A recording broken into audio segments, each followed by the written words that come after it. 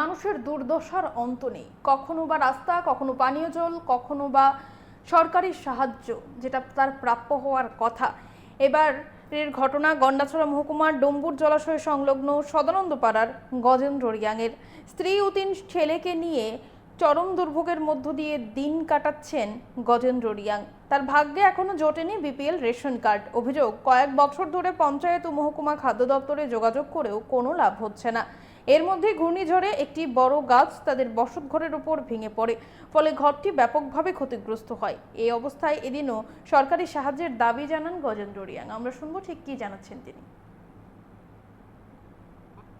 আমার ঘর হলো সরকার যে দিছে ফার্স্টে 1,30,000 মধ্যে সরকার দিছে। কোন রকম আমি বানাইছে, টিন কিনিয়া রাখছে, 1-2 বছর হয়েছে, টিন মারতে পারছে না, গাছ ফারিয়া লইতে পারছে না।